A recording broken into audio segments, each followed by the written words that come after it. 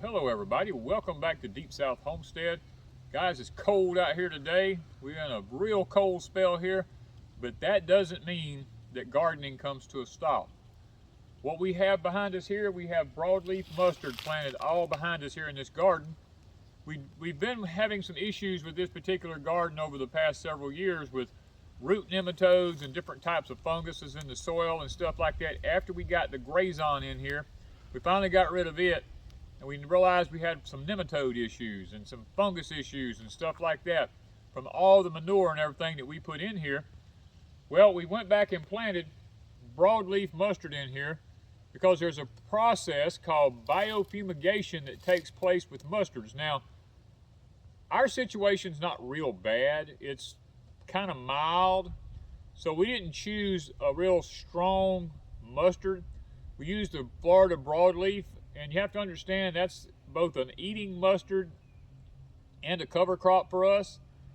Now, if you had a real strong issue with lots of bad root nematodes and stuff like that, you probably need to go with a more hotter variety of mustard, probably one that's not really edible, because the stronger the mustard, the more it's going to put in the soil. And it has a chemical compound in it called, I'm not real good with these words, but I think the correct pronunciation is glucosinolates is what it puts into the soil. Now, in order to make this happen, it's kind of a quick process. You don't just, it's not a haphazard thing that you can do. I can't come out here today and just run over this with the lawnmower and say, well, in a couple of days I'm gonna run over it with a tiller or something like that. If you do that, you've lost all your benefits. As a matter of fact, it's kind of like harvesting English peas or harvesting sweet corn or something like that, because they're very dense in sugars, and if you harvest them and then wait till the next day or wait later in the day or something to try to put them up, you just ruined them. All those sugars turn to starches in them, and your food really doesn't take on the taste that it was originally designed to have. And this is much the same way in the glucosinolates. Is when you first cut it down, you need to till it, I'm going to say within the first hour or two before the sun has a chance to ever really get to it, if you want the best and maximum benefits out of it. I'm going to run through this with the lawnmower, and I'm going to try to chop this up as much as I can, and then I'm going to come right behind it with the tiller, and I'm going to try to till it in and get it turned underneath in the soil, because you need to do this process. Now, you can't do this process and plant right behind it. We're going to begin our planting season here in about 2 to 3 weeks, and this needs to be done 2 to 3 weeks in advance, because you want to get this glucosinolates out of the soil and let it do its work before you actually put your seeds into the soil. You want to let this get all over with and behind you. So, being we're going to be planting in 2 to 3 weeks up here, then we need to get this over with and get our soil worked like we need to get it, because we're going to have to be coming in and doing some amending and all this kind of stuff a little bit later on, and we need to get this part of it over with while we have time.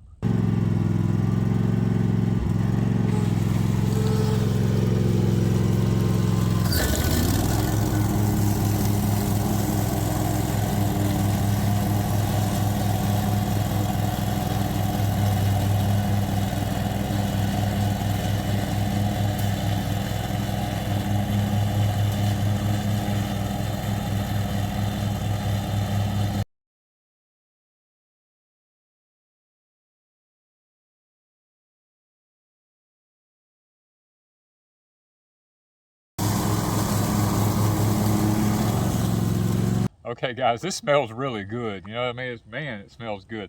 I've got the lawnmower set on the very highest setting now. And one other thing I wanted to mention here, we have tons of leaves underneath all of this mustard that's here. And not only am I chopping the mustard up, but I'm also mulching those leaves up, putting them back into the soil as a good compost to go back into the soil. So I want to bring that out as I mowed. You'll probably be able to see the dry leaves blowing up in the air around it, because I'm sucking them up off the ground. Literally, you see how clean that ground is. I'm sucking them up and blowing them over, and then I'm gonna come back and I'm gonna cut these stubbles off again because I got my mower set on the highest setting that it is. And then I'm gonna go back and drop it down and we're gonna cut it right at the ground. The direction in which I'm mowing, I'm constantly blowing the stuff back into the garden. You don't go around the garden with your blower blowing it out into the area you're not gonna be gardening. Always make sure you blow it into its own self. And that way, when I go back over it, I just get to re-chop it all over again.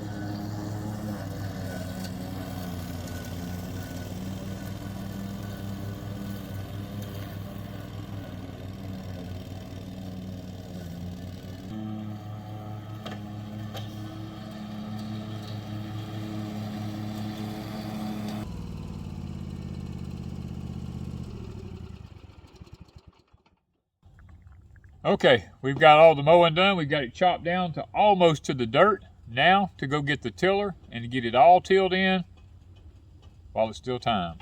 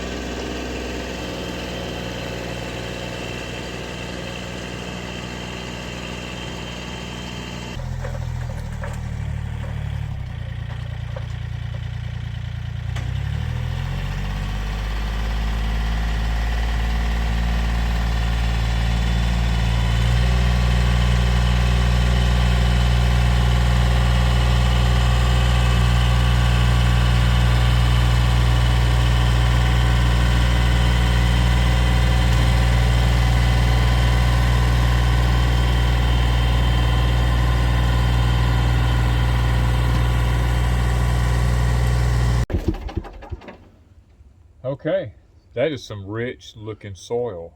Boy, does that look good.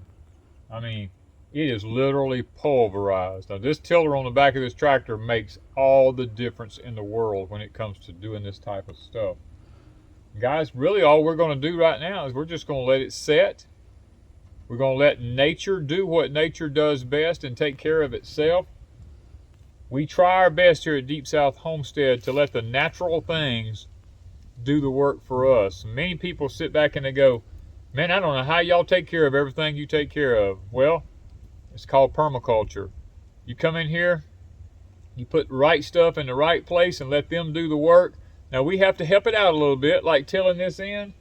Just to let them mustards sit there would have done no good at all. But by us tilling them in and helping nature, we're able to control the unwanted parasites and funguses and root nematodes and all that type of stuff that's in the soil by allowing a natural biofumigant to do the work for us. So I hope today's been a blessing to you, and I hope it's maybe helped you to realize there are ways to combat things in the soil without using harsh chemicals.